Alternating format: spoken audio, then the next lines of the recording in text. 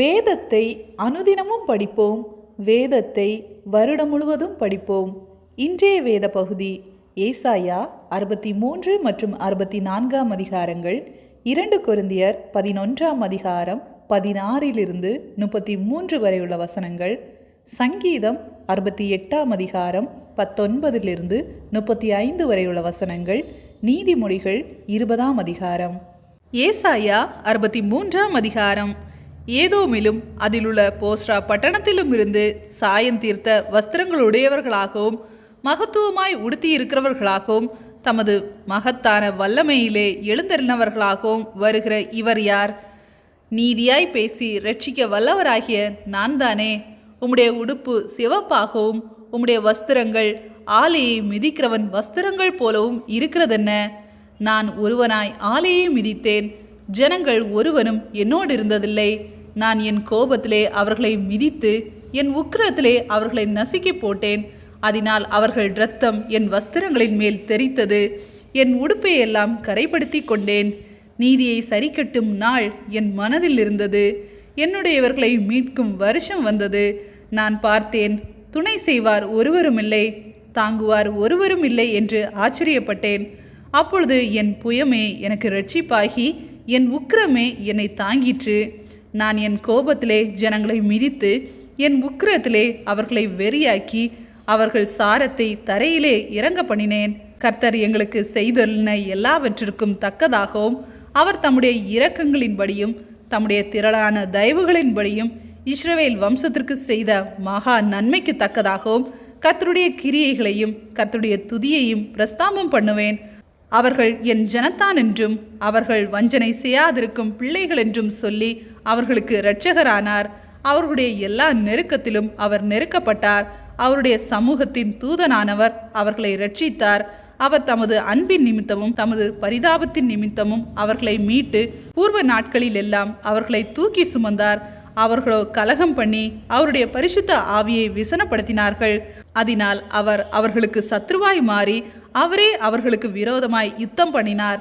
ஆகிலும் அவர் பூர்வ நாட்களையும் மோசேயையும் தம்முடைய ஜனத்தையும் நினைவு கூர்ந்தார். ஆனாலும் அவர்களையும் தமது மந்தையின் மேய்ப்பனையும் சமுத்திரத்திலிருந்து ஏறி வர பண்ணினவர் இப்பொழுது எங்கே? அவர்கள் நடுவிலே தம்முடைய பரிசுத்த ஆவியே இருக்க கட்டளையிட்டு மோசேயின் வலது கையை கொண்டு அவர்களை தமது மகிமையின் புயத்தினாலே நடத்தி தமக்கு நித்திய கீர்த்தியை உண்டாக்க அவர்களுக்கு முன்பாக தண்ணீரை பிளந்து ஒரு குதிரை வனாந்திர வெளியிலே நடக்கிறது போல அவர்கள் இடராதபடிக்கு அவர்களை ஆழங்களிலே நடக்க பண்ணினவர் எங்கே? கர்த்தருடைய ஆவியானவர் அவர்களை பள்ளத்தாக்குகளிலே போய் இறங்குகிற மிருக ஜீவன்களைப் போல இளைப்பார பண்ணினார். இப்படியே தேவரீர் உமக்கு மகிமையுள்ள கீர்த்தியை உண்டாக்கும்படி உம்முடைய ஜனத்தை நடத்தினார். தேவரீர் பரலோகத்திலிருந்து கண்ணோக்கி பரிசுத்தமும் மகிமையும் உள்ள உம்முடைய வாசஸ்தலத்திலிருந்து பாரும். உம்முடைய வைராக்கியமும் உம்முடைய வல்லமையும் எங்கே? உம்முடைய உள்ளத்தின் கொதிப்பையும் உம்முடைய மன உருக்கத்தையும் எனக்கு முன்பாக அடக்கிக் கொள்ளுகிறீரோ? தேவரீர் எங்கள் பிதாவாய் இருக்கிறீர். ஆபிரகாம் எங்களை அறியான், இஸ்ரவேலுக்கு நாங்கள் அறியப்பட்டவர்களும் அல்ல. கர்த்தாவே, நீர் எங்கள் பிதாவும் எங்கள் மீட்பருமாய் இருக்கிறீர். இது பூர்வ காலம் முதல் உம்முடைய நாமம். கர்த்தாவே, நீர் எங்களை உம்முடைய வழியை விட்டு தப்பி போக பண்ணி எங்கள் இருதயத்தை உமக்கு பயப்படாதபடிக்கு கடினப்படுத்துவானேன். உம்முடைய ஊழியக்காரரின் நிமித்தமும் உம்முடைய சுதந்திரமான கோத்திரங்களின் நிமித்தமும் திரும்பி அருளும். பரிசுத்தமுள்ள உமது ஜனங்கள் கொஞ்சம் காலம் மாத்திரம் அதை சுதந்திரித்தார்கள். எங்கள் சத்துருக்கள் உம்முடைய பரிசுத்த ஸ்தலத்தை மிதித்து போட்டார்கள். நாங்களே உம்முடையவர்கள், அவர்களை ஒரு பொழுதும் நீர் ஆண்டதில்லை. அவர்களுக்கு உமது நாமம் தரிக்கப்பட்டதும் இல்லை. ஏசாயா 64 அதிகாரம். உமது நாமத்தை சத்துருக்களுக்கு தெரிய பண்ணுவதற்கும் ஜாதிகள் உம்முடைய சந்நிதிக்கு முன் தத்தளிப்பதற்கும் தேவரீர் வானங்களை கிழித்திறங்கி உருக்கும் அக்கினி எரியுமா போலவும் அக்கினி தண்ணீரை பொங்க பண்ணுமா போலவும் பர்வதங்கள் உமக்கு முன்பாக உருகும்படி செய்யும். நாங்கள் எதிர்பார்த்திராத பயங்கரமான கிரியைகளை நீர் செய்தபோது நீர் இறங்கினீர். உமது சன்னதியில் பர்வதங்கள் உருகி போயின. தேவனே, உமக்கு காத்திருக்கிறவர்களுக்கு நீர் செய்பவைகளை நீரே அல்லாமல் உலக தோற்றம் முதற்கொண்டு ஒருவரும் கேட்டதும் இல்லை, செவியால் உணர்ந்ததும் இல்லை, அவைகளை கண்டதும் இல்லை. மகிழ்ச்சியாய் நீதியை செய்கிறவர்களையும் உம்முடைய வழிகளில் உம்மை நினைக்கிறவர்களையும் சந்திக்கிறீர். நாங்களோ அவர்களுக்கு விரோதமாய் எப்பொழுதும் பாவம் செய்தபடியினாலே தேவரீர் கடும் கோபம் கொண்டீர். இன்னமும் தப்பி இருக்கிறோம். நாங்கள் அனைவரும் தீட்டானவர்கள் போல இருக்கிறோம். எங்களுடைய நீதிகளெல்லாம் அழுக்கான கந்தைகளைப் போல இருக்கிறது. நாங்கள் அனைவரும் இலைகளைப் போல உதிருகிறோம். எங்கள் அக்கிரமங்கள் காற்றைப் போல எங்களை அடித்து கொண்டு போகிறது. உமது நாமத்தை நோக்கி கூப்பிடுகிறவனும் உம்மை பற்றி கொள்ளும்படிக்கு விழித்து கொள்ளுகிறவனும் இல்லை. தேவரீர் உம்முடைய முகத்தை எங்களை விட்டு மறைத்து எங்கள் அக்கிரமங்கள் நிமித்தம் எங்களை கரைய பண்ணுகிறீர். இப்பொழுதும் கர்த்தாவே, நீர் எங்களுடைய பிதா, நாங்கள் களிமண், நீர் எங்களை உருவாக்குகிறவர். நாங்கள் அனைவரும் உமது கரத்தின் கிரியை. கர்த்தாவே, அதிகமாய் கடும் கோபம் கொள்ளாமலும் என்றைக்கும் அக்கிரமத்தை நினைத்து கொள்ளாமலும் இருப்பீராக. இதோ பாரும், நாங்கள் அனைவரும் உம்முடைய ஜனங்களே. உமது பரிசுத்த பட்டணங்கள் வனாந்தரமாயின. சியோன் வனாந்தரமாயிற்று. எருசலேம் பாழாய் கிடக்கிறது. எங்கள் பிதாக்கள் உம்மை துதித்த பரிசுத்தமும் மகிமையும் உள்ள எங்களுடைய ஆலயம் அக்னிக்கு இரையாகி இன்பமான எங்களுடைய ஸ்தானங்களெல்லாம் பாழாயின. கர்த்தாவே, இவைகள் இப்படி இருந்தும் அடக்கி கொண்டிருப்பீரோ? மௌனமாயிருந்து அதிகமாய் எங்களை சிறுமைப்படுத்துவீரோ? 2 கொரிந்தியர் 11 16-33 வரை உள்ள வசனங்கள்.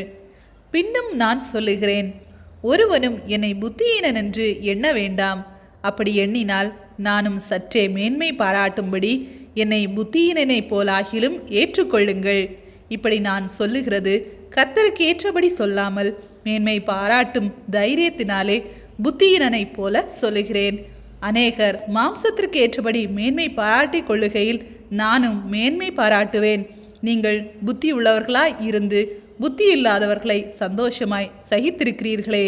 ஒருவன் உங்களை சிறையாக்கினாலும், ஒருவன் உங்களை பட்சித்தாலும், ஒருவன் உங்களை கைவசப்படுத்தினாலும், ஒருவன் தன்னை உயர்த்தினாலும், ஒருவன் உங்களை முகத்தில் அறைந்தாலும் சகித்திருக்கிறீர்களே. நாங்கள் பலவீனரானது போல எங்களுக்கு வந்த கனவீனத்தை குறித்து பேசுகிறேன். ஒருவன் எதிலே துணி உள்ளவனாய் இருக்கிறானோ அதிலே நானும் துணி உள்ளவனாய் இருக்கிறேன். இப்படி புத்தியீனமாய் பேசுகிறேன். அவர்கள் எபிரேயரா? நானும் எபிரேயன். அவர்கள் இஸ்ரவேலரா? நானும் இஸ்ரவேலன். அவர்கள் ஆபிரகாமின் சந்ததியாரா? நானும் ஆபிரகாமின் சந்ததியான். அவர்கள் கிறிஸ்துவின் ஊழியக்காரரா? நான் அதிகம் புத்தியீனமாய் பேசுகிறேன். நான் அதிகமாய் பிரயாசப்பட்டவன், அதிகமாய் அடிப்பட்டவன், அதிகமாய் காவல்களில் வைக்கப்பட்டவன், அநேகந்தரம் மரண அவதியில் அகப்பட்டவன். யூதர்களால் 1 குறைய 40 அடியாக 5 தரம் அடிப்பட்டேன். 3 தரம் மிலாறுகளால் அடிப்பட்டேன். 1 தரம் கல்லறியுண்டேன். 3 தரம் கப்பர் தேசத்தில் இருந்தேன். கடலில் ஒரு ராப்பகல் முழுவதும் போக்கினேன். அநேகந்தரம் பிரயாணம் பண்ணினேன்.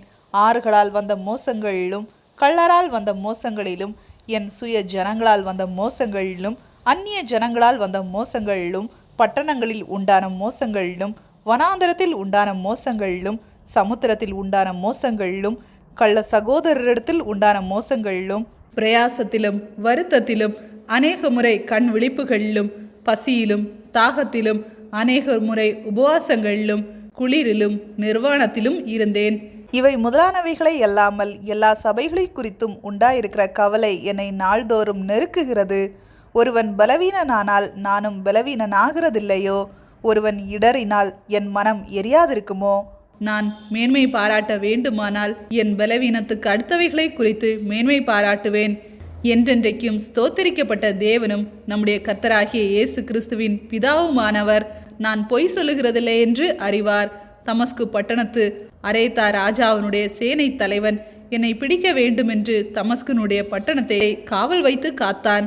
அப்பொழுது நான் கூடையிலே வைக்கப்பட்டு ஜன்னலிலிருந்து மதில் வழியாய் இறக்கிவிடப்பட்டு அவனுடைய கைக்கு தப்பினேன். சங்கீதம் 68 19-35 வரை உள்ள வசனங்கள். எந்நாளும் ஆண்டவருக்கு ஸ்தோத்திரம் உண்டாவதாக.